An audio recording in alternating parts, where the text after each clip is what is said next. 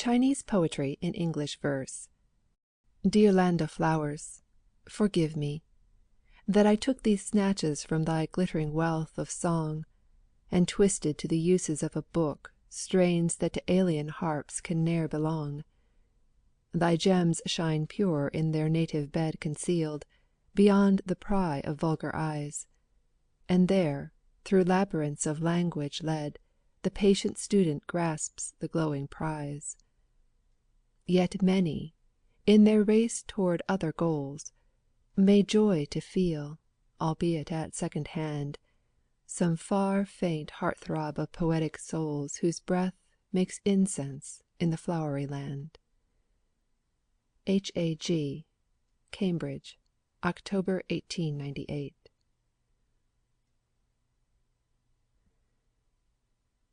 To a young gentleman. Don't come in, sir, please. Don't break my willow trees. Not that that would very much grieve me. But alack-a-day, what would my parents say? And love you as I may, I cannot bear to think what that would be. Don't cross my wall, sir, please. Don't spoil my mulberry trees. Not that that would very much grieve me. But alack-a-day, what would my brothers say? And love you as I may, I cannot bear to think what that would be.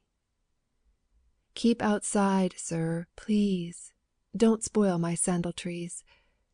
Not that that would very much grieve me. But alack-a-day, what the world would say. And love you as I may, I cannot bear to think what that would be. Odes.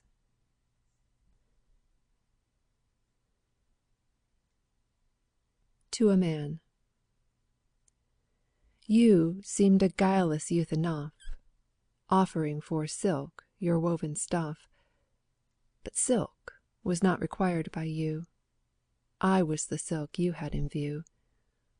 With you I crossed the ford, and while we wandered on for many a mile, I said, I do not wish delay, but friends must fix our wedding day. Oh, do not let my words give pain, but with the autumn come again. And then I used to watch and wait to see you passing through the gate, and sometimes when I watched in vain, my tears would flow like falling rain. But when I saw my darling boy, I laughed and cried aloud for joy.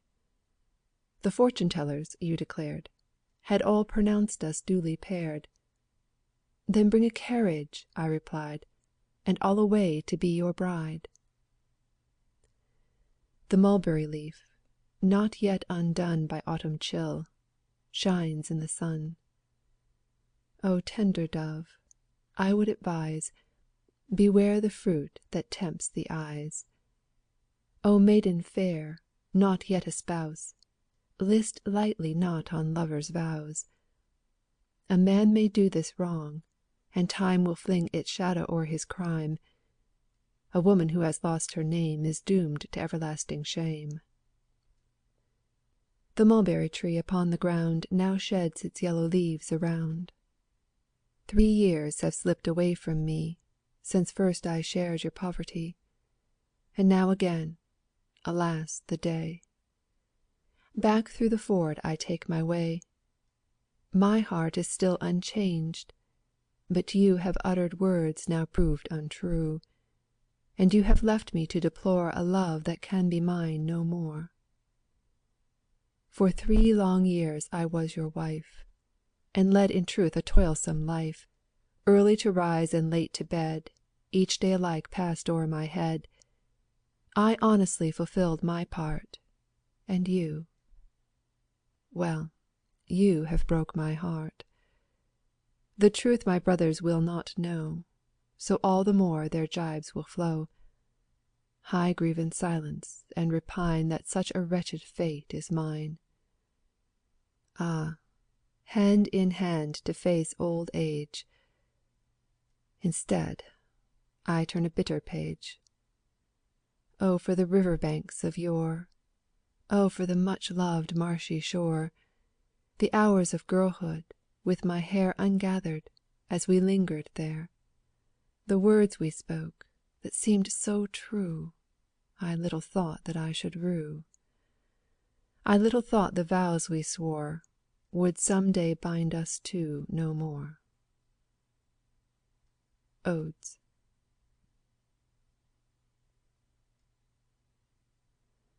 The Cricket.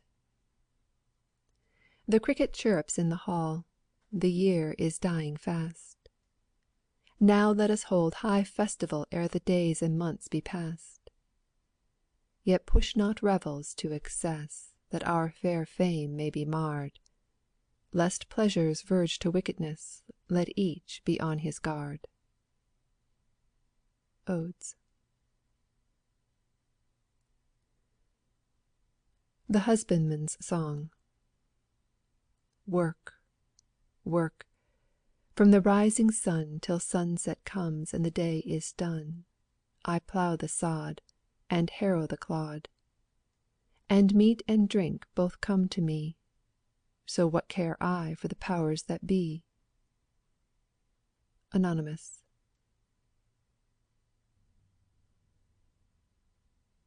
Yao's advice. With trembling heart and cautious steps, walk daily in fear of God. Though you never trip over a mountain, you may often trip over a clod. Anonymous.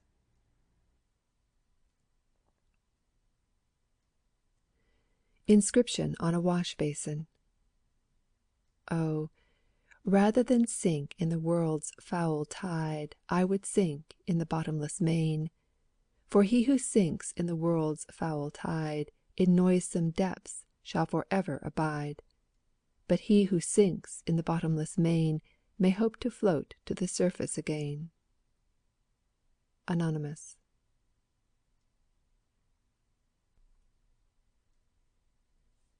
Unpopularity.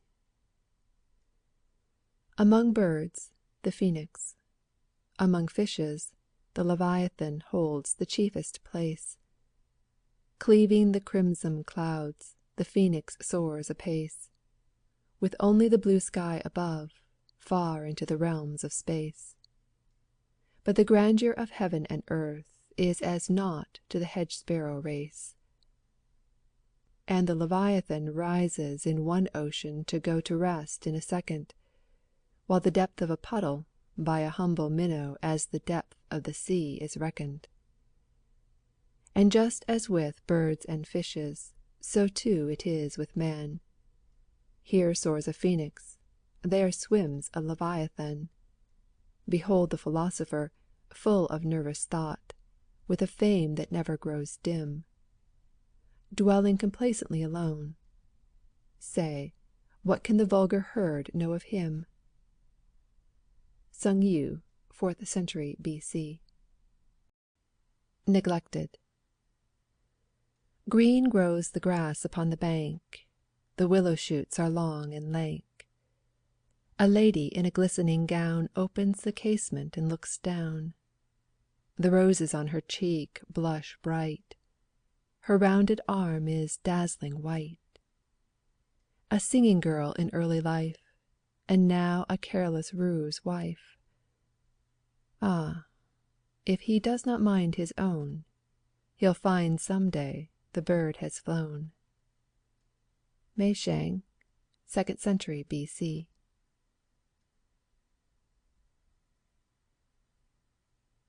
Parted. The red hibiscus and the reed, the fragrant flowers of marsh and mead, all these I gather as I stray, as though for one now far away. I strive to pierce with straining eyes the distance that between us lies. Alas, that hearts which beat as one should thus be parted and undone. Mei Shang.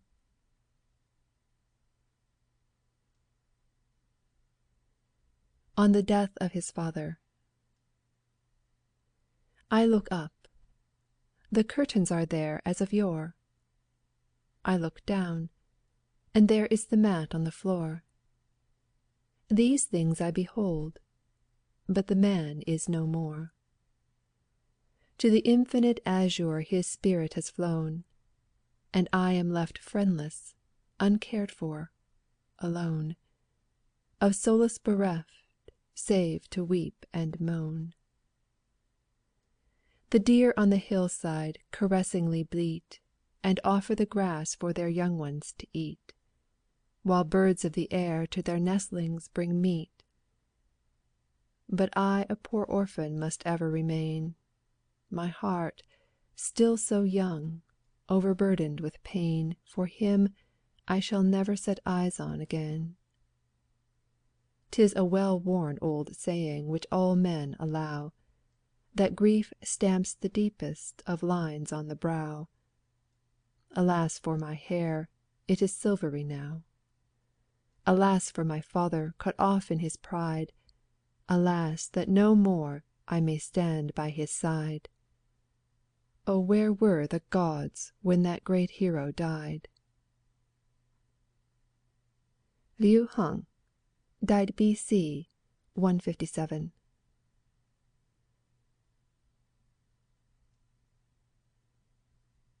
Amari aliquid. The autumn blasts drive the white scud in the sky. Leaves fade, and wild geese sweeping south meet the eye. The scent of late flowers fills the soft air above. My heart is full of thoughts of the lady I love. In the river the barges for a revel carouse are lined by white waves which break over their bows. Their oarsmen keep time to the piping and drumming, yet joy is as naught, alloyed by the thought that youth slips away and that old age is coming. Liu Qi, B.C. 157–87.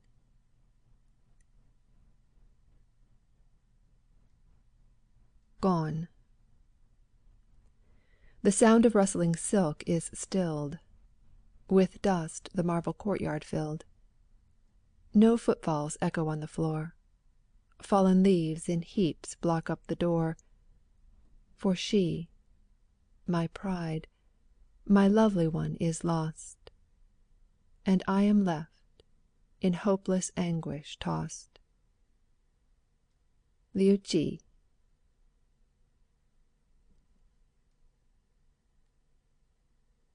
The Autumn Fan.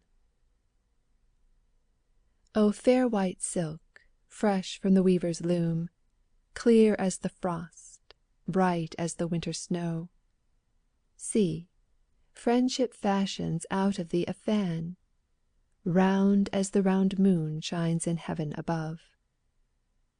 At home, abroad, a close companion thou, stirring at every move the grateful gale. And yet I fear, ah me, that autumn chills, cooling the dying summer's torrid rage, will see thee laid neglected on the shelf.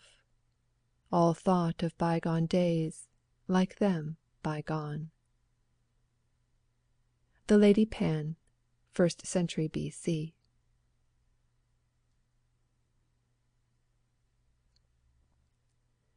Carpe diem. Man reaches scarce 100, yet his tears would fill a lifetime of 1,000 years. When days are short and night's long hours move slow, why not with a lamp in search of pleasure go? This day alone gives sure enjoyment. This. Why then await tomorrow's doubtful bliss? Fools grudge to spend their wealth while life abides, and then posterity their thrift derides. We cannot hope, like Wang Zhijiao, to rise, and find a paradise beyond the skies. Anonymous, 1st century B.C.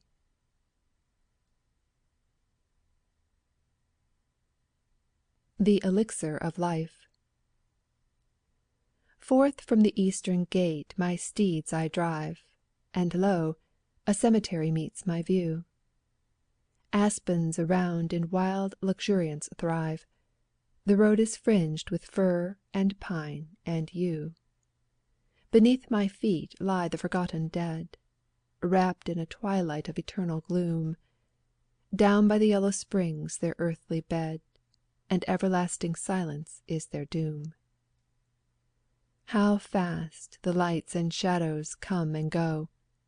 Like morning dew our fleeting life has passed. Man, a poor traveller on earth below, is gone, while brass and stone can still outlast. Time is inexorable, and in vain against his might the holiest mortal strives. Can we, then, hope this precious boon to gain, by strange elixirs to prolong our lives? Or, rather quaff good liqueur while we may, and dress in silk and satin every day? Anonymous, 1st century B.C.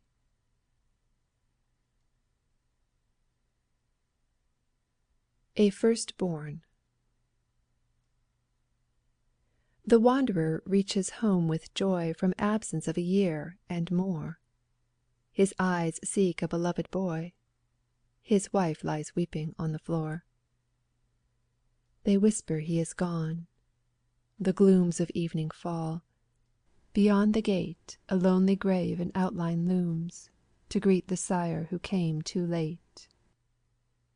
Forth to the little mound he flings, where wildflowers bloom on every side. His bones are in the yellow springs. His flesh like dust is scattered wide. O child who never knew thy sire, for ever now to be unknown! Ere long thy wandering ghost shall tire of flitting friendless and alone. O son, man's greatest earthly boon, with thee I bury hopes and fears. He bowed his head in grief, and soon his breast was wet with rolling tears. Life's dread uncertainty he knows, but oh for this untimely close. Kung Feng, died A.D. 208. End of